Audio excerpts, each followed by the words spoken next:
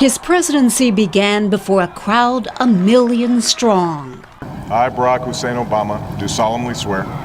But when the cheering stopped, he was one man dealing with overlapping crises, an economy in free fall, and 2 unpopular wars. The typical president, I think, has 2 or 3 big problems. We've got 7 or 8 big problems. And as he took on those challenges, a presidential style emerged. He became known as No Drama Obama, even and reserved.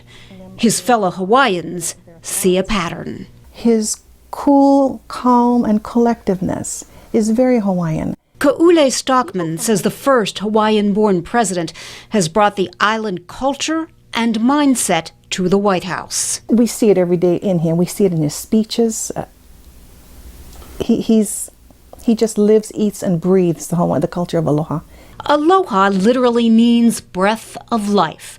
The aloha culture is a sense of community, a belief that everyone should get along. There's a certain amount of that Islander style there. Ken Walsh has chronicled the Obama presidency for the magazine U.S. News and World Report. He feels that he's not a kind of a guy who's confrontational. He tries to be very methodical and to try to be very inclusive, and that comes directly from the Hawaii experience. Walsh says you can see the Hawaiian influence throughout Barack Obama's life, starting with his stint as a community organizer in Chicago. He was a guy who tried to inspire people to work on their own behalf to get things done, and to try to have everybody sort of contribute.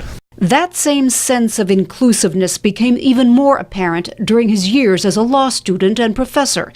It was there that Barack Obama honed his decision-making skills and his approach to problem-solving. Dan Johnson-Weinberger was one of his students at the University of Chicago Law School. He really actively encouraged a discussion, and there was sort of a feeling that if you weren't participating in a discussion, you weren't really living up to expectations for the classroom, which wasn't really the way other classrooms worked.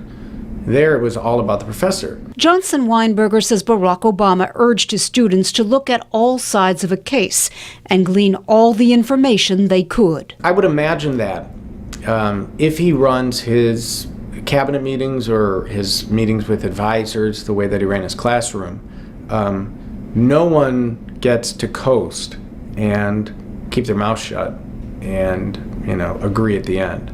That I would imagine that their job is make your case forcefully, respectfully, but forcefully.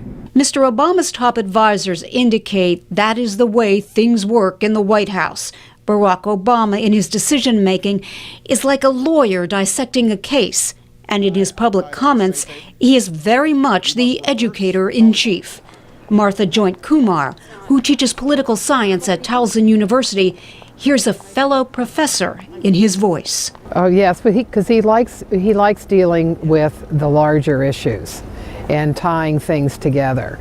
And yes, you definitely see that in him. But I think you see it also in his explanations of things, that he likes to be in situations where he can talk at length about what the parts are of an issue. Every president is the sum of his past experiences.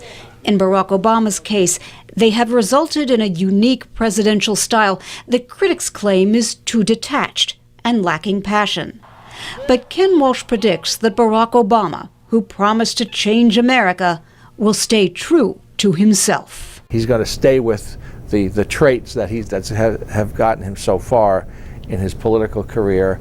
The big question as he enters his second year in office is, will the traits that brought him to the presidency deliver the results he needs? Paula Wolfson, VOA News, the White House.